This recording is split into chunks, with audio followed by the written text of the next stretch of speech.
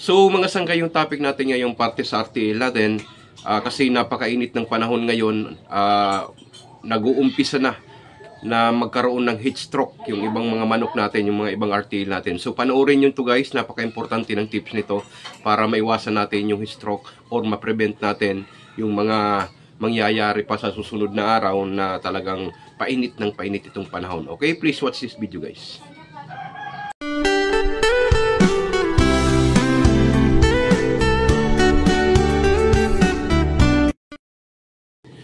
So, yung tips natin yung mga sangkay, lalong-lalo na sa lahat ng aking customers, Luzon, Visayas at Mindanao, maaaring panoorin nyo to, pakishare na rin para dun sa iba nating mga kasama sa RTL na magkaroon sila ng konting ideya para sa maiwasan yung mga ganitong senaryo, no? Kasi may customer ako na nag-send na siya ng isang manok na namatay. Okay, yung manok mataba, healthy, walang sign ng kung ano-anong sakit. Sabi ko heat stroke ito, no?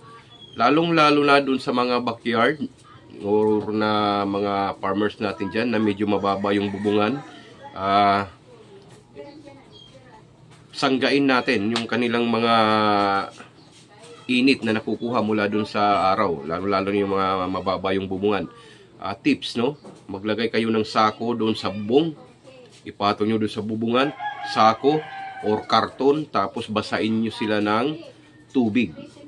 Every now and then, pag natutuyo, sabuyan nyo ng tubig o kaya hose, no? Para hindi masyadong mainit yung kanilang mga bubungan, no? Pangalawa, dapat yung ventilation natin open, no? Kung makakapag-provide kayo ng clip fan or kaya yung ceiling fan na mga maliliit lang, depende gaano karami yung manok, no? Mag-provide kayo. Hindi naman ganun kalakas sa kuryente yan. Kesa naman madadali yung manok natin sa sobrang init, no? Sa sobrang init ng araw. Kasi ang nangyayari diyan, kung mapapansin nyo, yung manok maingay, tapos hinihingal, no? Hinihingal yung manok, maingay, hindi sila mapakali. Sobrang init na po ng kanilang pwesto. Kaya iano natin yan, lalabanan natin yung init sa pamamagitan ng mga sasabihin ko sa inyo, no? Unang-una, maglagay kayo ng clip fan o kaya ceiling fan para kahit papaano meron silang ibang source ng hangin, hindi lang doon sa natural na hangin, no? Meron silang backup, kumbaga, para hindi masyadong mag-stay yung init doon sa area.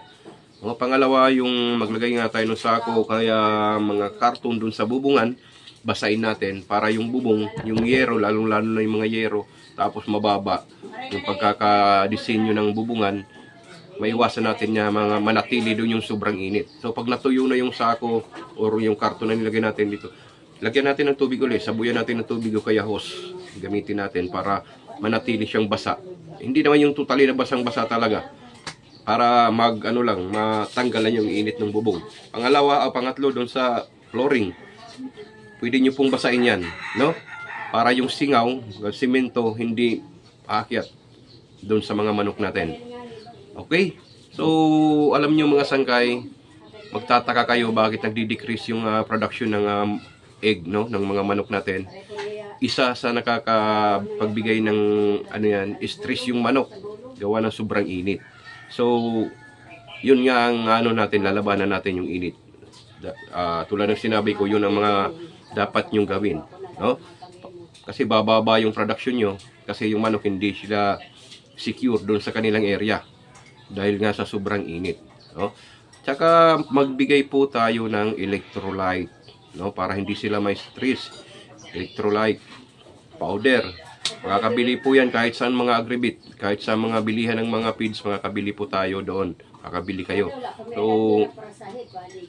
bigyan nyo sila para hindi sila iwasan yung stress, kasi anti-stress po yun na electrolyte dextrose. So powder po yan, ihahalo nyo dun sa tubig, ilagay nyo dun sa drum or sa jug na kanilang iinumin, no? Yun ang mga tips natin ngayong tag-init, kasi meron ng insidente. Tumawag sa akin kanina yung isa kong customer, isa lang naman yung namatay pa. So ano na natin kagad yan, bibigyan ng solusyon.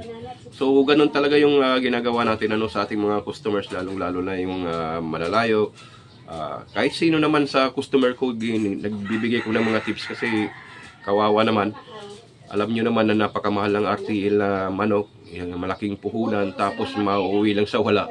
Yung iba pinagpaguran sa abroad, yung iba inutang. So tulungan natin sila, no? Huwag tayong magpabaya din kasi customer natin sila. Hindi tayo tulad ng ibang mga supplier na after mabigay na yung manok, ma-distribute yun ng manok, hindi nyo na makontak halos. Makukontak nyo yan sa susunod na 2 taon. Pag nagkaling kayo, andyan na naman yan sila. No? Tayo, hindi po tayo ganun, mga sangkay. Inaalagaan natin yung mga customers natin. Alam ng mga customers natin yan kung paano tayo mag-handle sa kanila. No?